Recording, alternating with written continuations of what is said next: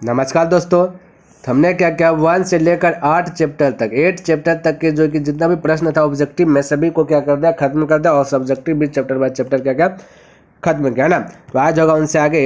यदि आप मेरे भाई उन सभी को देखना चाहते हैं तो डिस्क्रिप्शन बॉक्स में मैं उनका लिंक दे दूंगा और वहाँ से देख लीजिए, या फिर आप प्लेलिस्ट चेक कर सकते हैं। बहुत सारे चैप्टर को हमने खत्म किया। तो क्लास स्टार्ट करते हैं एक मोटिवेशनल कोट्स के साथ। तो कहते हैं कि काम करो ऐसा कि एक पहचान बन जाए, कि काम करो ऐसा कि एक पहचान बन जाए, हर कदम चलो ऐसे कि निशान बन जाए। यहाँ जिंदगी तो हर कोई काट लिया करते हैं, जिंदगी जियो ऐसे कि मिसाल बन जाए। तो मेरे भाई ऑब्जेक्टिव लेकर के आया हूँ। तो ऑब्जेक्टिव में सबसे पहले देखेंगे इस चैप्टर का भूमिका, क्या क्या मेन भूमिकाएं हैं उन सभी पर जो है कि डिस्कस करेंगे। उसके बाद जो है कि क्वेश्चन का सवाल जवाब होते रहेगा। ठीक है मेरे भाई। तो देखिए पहला क्वेश्चन क्या कहता है, कहता है त्रिकोणमिति का आविष्कार क्यों किया गया। यानी ये जो त्रिकोणमिति है इसका आविष्कार आखिर क्यों गया, ये कंडीशन बनता है, एक क्वेश्चन बनता है, क्यों आखिर क्या गया। ऑप्शन ए में दिया गया क्योंकि इसका उपयोग खगोलीय में होता है, दो बिंदुओं के बीच की दूरी ज्ञात करने में होता है, इसका उपयोग दूरदर्शीय में किया जाता है, इनमें से कोई नहीं। तो इसका राइट आंसर क्या होगा। तो मेरे भाई इसका राइट आंसर होगा ऑप्शन नंबर 1 करेक्ट हो जाएगा। यानी कि इसका उपयोग जो है कि खगोलीय में किया जाता है। इसका उपयोग क्या किया जाता है, खगोलीय में किया जाता है। ठीक है, जो खगोलीय है ना, गोला जो है ना, उन सभी का जो है कि नापने उपने के लिए क्या है ना, त्रिकोणमिति का प्रयोग किया जाता है। कोई भी चीज़ का टावर ऊंचाई, कोई भी हाइट हो जाए ना उन सभी का दूरी का पता लगाते हैं त्रिकोणमिति से। ठीक है, चलिए तो ऑप्शन ए हो जाएगा 1 का। 2 में देखिए क्या कहता है, समझिए। कहता है त्रिकोणमिति का उपयोग, फिर से त्रिकोणमिति का उपयोग किसमें किया जाता है। ऑप्शन ए दिया मानचित्र बनाने में, यानी कोई चित्र बनाना है ना, तो उसका कितना हाइट रखना है, कितना लंबा रखना है, क्या चौड़ा रखना है, वो सब चीज़ में ऑप्शन ए में बोला। बी में कहता है देशांतर और अक्षांश के सापेक्ष एक द्वीप की स्थिति ज्ञात करने में, यानी देश के बीच का अंतर और एक जो सापेक्ष द्वीप है, कोई द्वीप है, उन दोनों के बीच का अंतर, डिफरेंस, इन सभी को ज्ञात करने के लिए है ना। सी में दिया गया ये भी दोनों सही है, डी में दिया गया इनमें से कोई नहीं।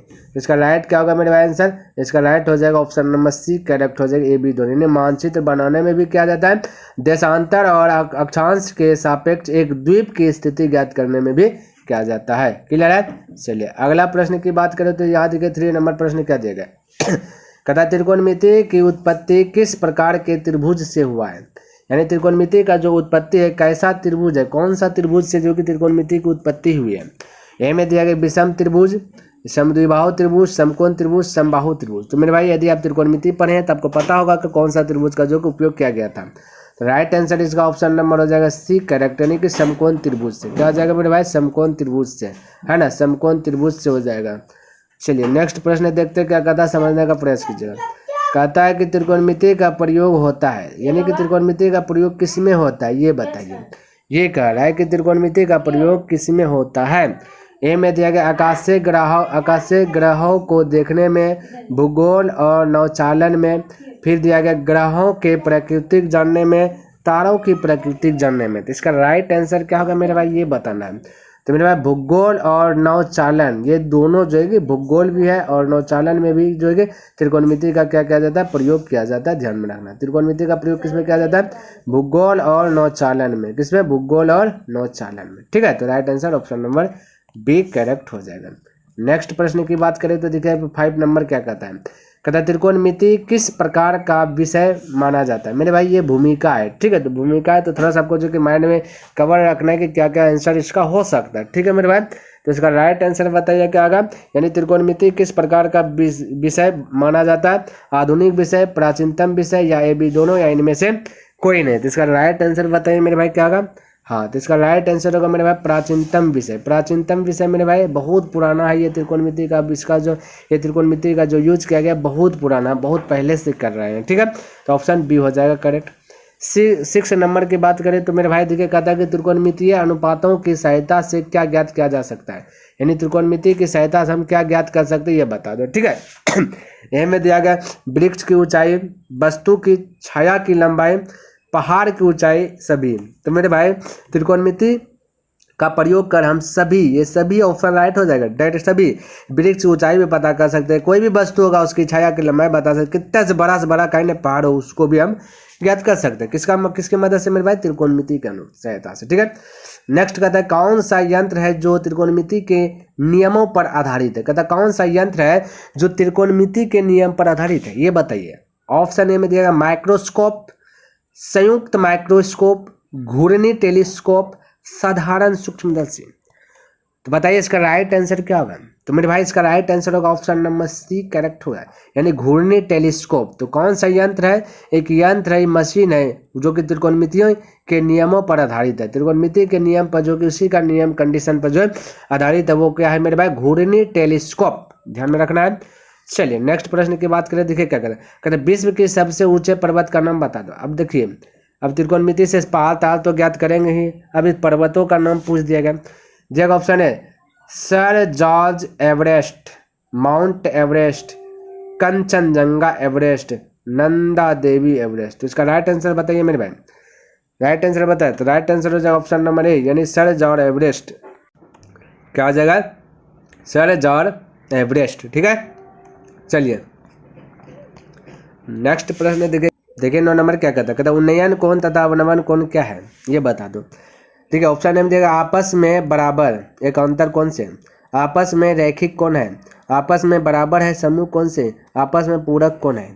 ठीक है, तो मेरे भाई इसका राइट आंसर हो जाएगा एकांतर कोण से आपस में बराबर रहता है। ठीक है, जैसे कोई फिगर हम बनाते हैं, ड्रॉ करते हैं इस प्रकार से। ठीक है, और कोई फिगर में आपसे कह दे, ऐसा कह देता ना कि अवनमन कोण बन रहा है, ये अवनमन कोण बन रहा है 30 डिग्री का, यहाँ पे बोल दिया 30 डिग्री का अवनमन कोण बन रहा है, तो ये एकांतर कोण से हम यहाँ पे 30 डिग्री बोल सकते हैं, क्योंकि एकांतर कोण ये वाला लकीर जो है ये पार में बना है, तो एकांतर कोण से ये बदलाव में हो जाएगा उन्नयन। ऊपर से जो भी चीज़ देखता है मेरे भाई नीचे को, तो उन्नयन कोण अवनमन कोण से देखता है, और नीचे से जब भी कोई वस्तु को देखने का प्रयास करता है तो वो उसका उन्नयन कोण होता है। ठीक है, तो अवनमन कोण को हम उन्नयन कोण बना करके जो कि सवाल को आसानी से हल कर लेते हैं। ठीक है, चलिए तो राइट आंसर ऑप्शन ए हो जाएगा। नेक्स्ट कहता है कि नीचे की वस्तु को किसी मीनार की चोटी से देखने पर दृश्य रेखाएं होती हैं, यानी देखिए बोल दिया नहीं यहाँ पे, कहते हैं नीचे की वस्तु को देख रहा है, यानी कोई मीनार है ना, यहाँ पे कोई वस्तु रखा हुआ है, ये वस्तु है, यहाँ पे जो कि छज्जा, यहाँ से कोई आदमी देख रहा है नजर इस प्रकार से, तो ऊपर से नीचे देख रहा है, तो बताइए क्या होगा? अभी तुरंत हमने बताया, आंसर बोलिए। 36 तल के समांतर होती है या 36 तल के ऊपर होती है, 36 तल के नीचे होती है, सभी उत्तर गलत है, ये बोल दिया। यानी उन्नयन अवनयन की बात यहाँ पे नहीं बोला, तो इसका राइट आंसर बताइए क्या होगा? तो मेरे भाई इसका राइट आंसर होगा ऑप्शन नंबर सी, करेक्ट हो जाएगा। यानी 36 तल के नीचे, तल का मतलब था जमीन, ये हुआ तल, तल का मतलब था जमीन, तो तल के क्या था, ये नीचे की वस्तु को किसी मीनार की चोटी से देख रहा है दृश्य रेखा, तो वो क्या था 36 तल के नीचे होती है। कौन तल के नीचे मेरे भाई? 36, ये रेखा है, ये रेखा ये 36 है, 36 तल के नीचे होती है। ठीक है, चलिए आगे देखिए, कहता है कि थियोडोलाइट क्या है? थियोडोलाइट क्या है मेरे भाई, ये बताना।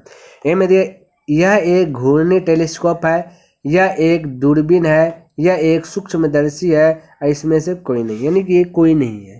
तो इसका राइट आंसर क्या होगा मेरे भाई? ऐसा आंसर हमने बताया कि यह एक घूर्णी टेलीस्कोप है। ये यंत्र क्या है मेरे भाई? घूर्णी टेलीस्कोप, यानी कि ऑप्शन नंबर ए।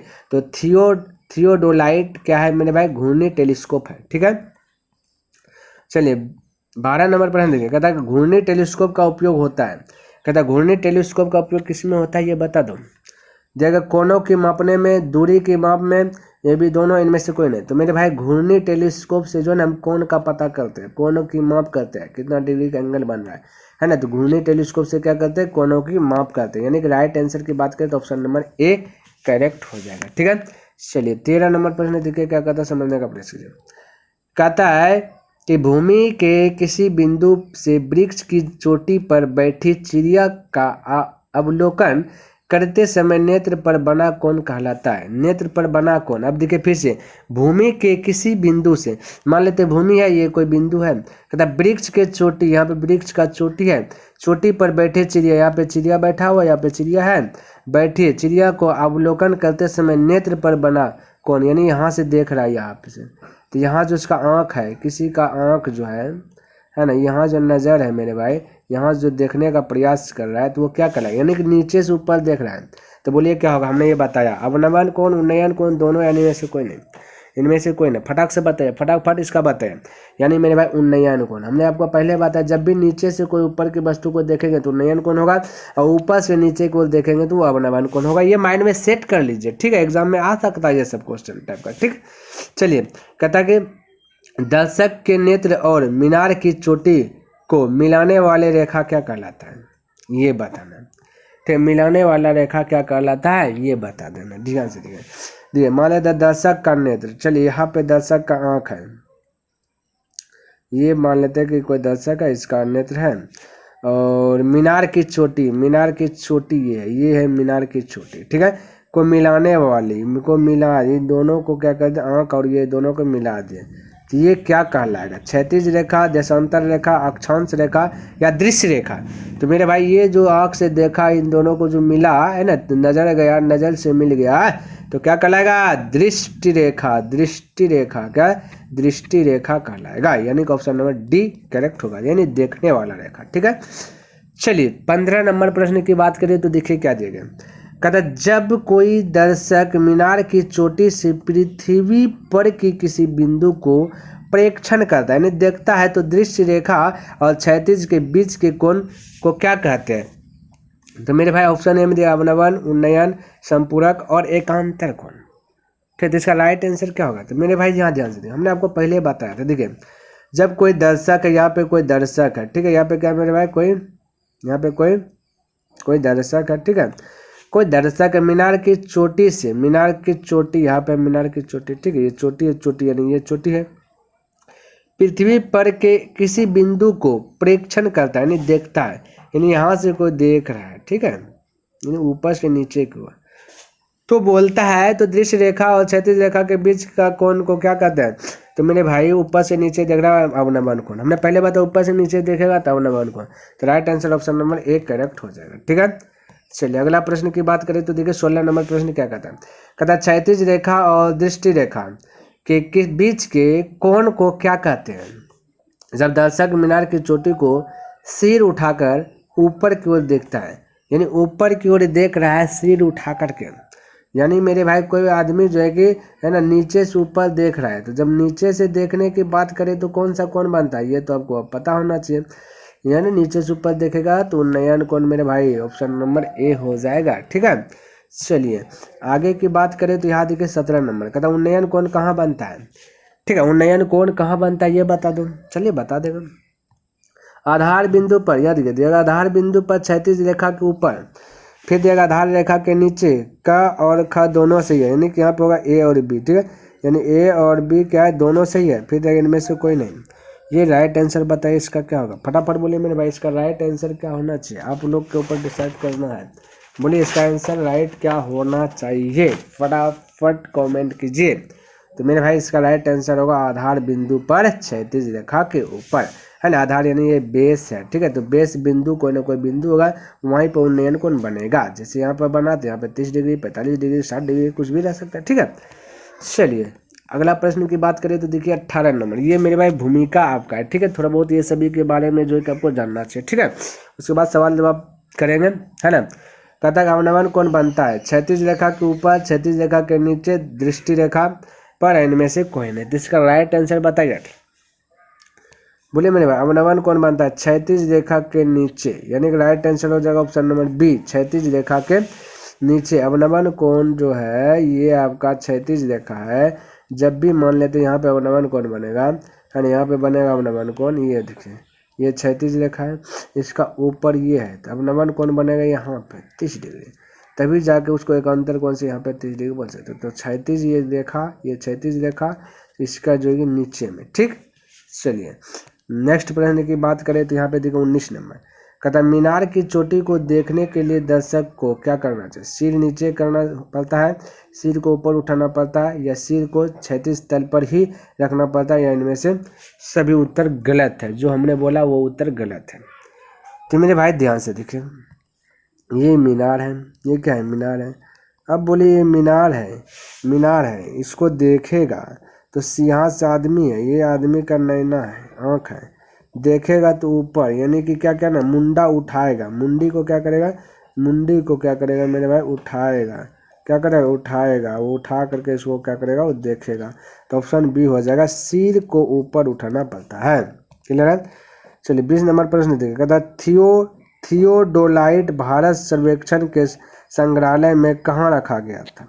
इसको थियोडोलाइट को कहाँ रखा गया था ये बता दीजिए। ठीक है, क्या बता दीजिए, ये बता दीजिए। तो राइट आंसर क्या होगा मेरे भाई, कलकत्ता, मुंबई, पटना, देहरादून।